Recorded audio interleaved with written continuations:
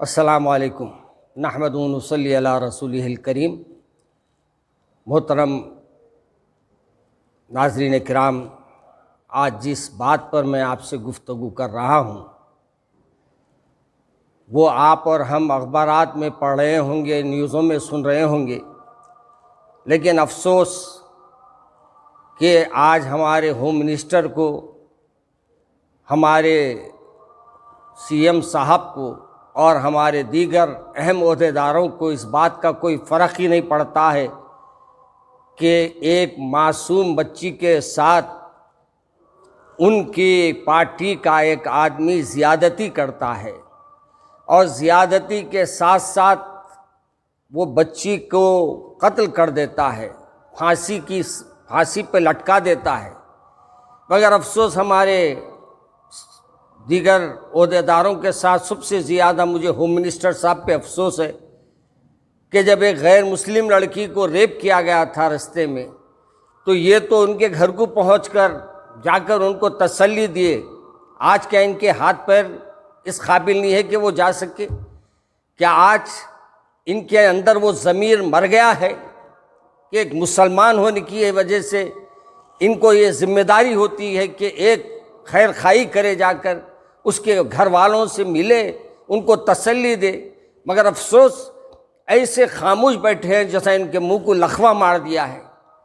میں جہاں تک یہ کیس کے بارے میں اسٹڈی کیا ہوں، پہلے دن سب سے پہلے ہمارے رحمت صاحب اس کیس کو زیادہ سے زیادہ پولیس سے اس سلسلے میں گفتگو کیا، مگر پولیس وہی اپنی رفتار چل رہی ہے جو ان کو آقاؤں کے طرف سے حکم ملتا ہے۔ اور آج دیگر لوگ بھی اس کی اہمیت، یعنی اس کو آ کر یہ کہہ رہے ہیں کہ اس پہ کیس بک کرو، تو مجھے افسوس ہے کہ ایسے معمولی کیسز بک کیے جا رہے ہیں جس کی کوئی اہمیت ہی نہیں رکھتی۔ میں ریاست حکومت سے مطالبہ کرتا ہوں کہ ہوم منسٹر جاگ جائے، بلدیہ کے الیکشن آ رہے ہیں۔ اگر آپ کے ایسے ہی کارنامے رہے تو پھر آئندہ ہمارے کو آپ پہ اعتماد نہیں رہے گا۔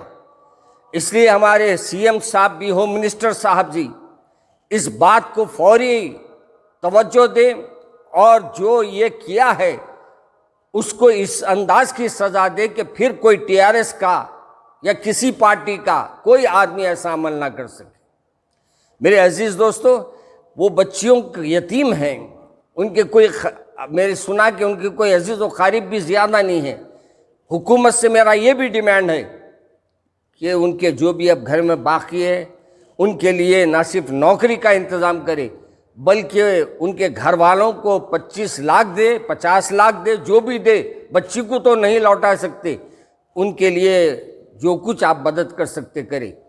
میں تمام مسلمانوں سے اپیل کرتا ہوں کہ اس مسئلے پر اپنے پروردگار کی طرف رجوع ہو اور اللہ سے اپنی مدد طلب کریں، اور ان کو میں جو مرحومہ کے جو بھی رشتہ دار ہیں ان کو مجھے احساس ہے یہ مال ہونے کے بعد ان کے گھر والوں پہ کیا گزرتی ہے۔ بس اللہ سے دعا کرتا ہوں کہ اللہ انہیں صبر جمیل عطا فرمائے، اور اس بچی کو جو تکلیف میں انہوں نے رکھ کر مارا ہے، اللہ اس کو شہادت کا مرتبہ دے گا، اور یہ ظالم کو جو یہ عمل کیا ہے اس کو سخت سے سخت سزا دی جائے۔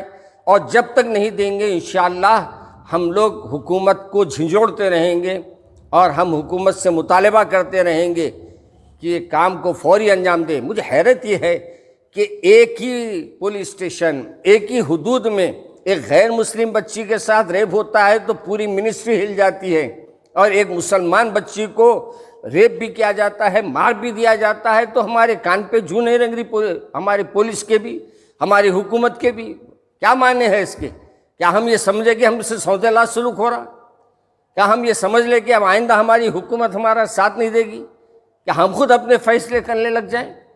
میں عوام سے اپیل کرتا ہوں، جذبات سے نہیں، اپنے انداز سے اور کردار سے یہ کوشش کرے کہ اس کو حق ملے، ان کے گھر والوں کو، اور یہ جو ظالم ہے اس کو سخت سے سخت سزا ملے، اور ایسے دفعات لگائے جائیں کہ آئندہ کوئی اس عمل کو کرنے کے بارے میں 100 بار سوچے۔ مجھے حیرت یہ ہے کہ ابھی مجھے ہمارے پریس کے لوگوں نے مجھے بتایا کہ یہ مرنے والی بیچاری جو دنیا سے چلی گئی ہے اس کو خودکشی کا کیس بنائی پولیس۔ واہ، کیا پولیس والے ہیں ہمارے، ماشاءاللہ۔ ہماری یہ پولیس کی وجہ سے محکمے کے اوپر ہم کو بھروسہ کرنا مشکل ہو جائے گا، دشوار ہو جائے گا۔ کیا ہے؟ کیوں کہ وہ TRS کے پارٹی کے ہے اور یہ حکومت کی پارٹی کے ہے۔ ارے ایسے حکومت کے اوپر بھی ہم لعنت بھیجتے ہیں، ایسے پولیس والوں پہ بھی ہم لعنت بھیجتے ہیں کہ ایسے عمل میں یہ دوغلی چال، پھر 2 دن کے بعد کیس بک کرنا کیا معنی رکھتا ہے؟ اس کا کیا ہے؟ اس کے پاس ان کا کیا جواز ہے؟ یہ ہمارے لیے سوچنے کی بات ہے۔ میں پھر ایک بار ہوم منسٹر سے کہہ رہا ہوں، سنیے، اگر آپ واقعی مسلمان ہیں تو جائیے اس کے گھر کو اور ان کے گھر والوں کو تسلی دیجیے اور یہ اقدام کریے کہ جو بھی وہاں ذمہ دار تھا پولیس عہدیدار، اس کے اوپر بھی سخت ایکشن کیجیے، اس پہ سخت ایکشن لیجیے تاکہ ہم کو پولیس پہ اعتماد باقی رہ سکے۔ السلام علیکم ورحمۃ اللہ وبرکاتہ۔ ریاض اسلامک اسکول تعلیمی میدان میں ایک نیا انقلاب، اسلامک اور ماڈرن ایجوکیشن کی عظیم درسگاہ۔ 23 سالہ تجربے کے بعد طلبہ و طالبات کے لیے ریاض اسلامک اسکول پیش کرتا ہے حفظ قرآن، ناظرہ قرآن، قاعدے کے علاوہ نرسری تا 10ویں جماعت تک کی تعلیم کا بہترین نظم۔ بچوں کے لیے ہاسٹل کی سہولت، مستحق طلباء کے لیے خصوصی رعایت، طلباء و طالبات کے لیے علیحدہ کلاسز کے معقول نظم، خصوصی computer classes, hard where and soft where training, بچوں میں تحریری اور تقریری صلاحیتوں کو اجاگر کرنے کے لیے ہفتہ واری پروگرام، قابل اور مشفق اساتذہ کرام کی نگرانی میں بہترین تعلیم نظم۔ صبح 8 بجے تا شام 4:30 بجے داخلے جاری ہیں، اجلت کیجیے۔ Riyaz Islamic school, opposite lane, new SR petrol pump, Vattepally, Hyderabad.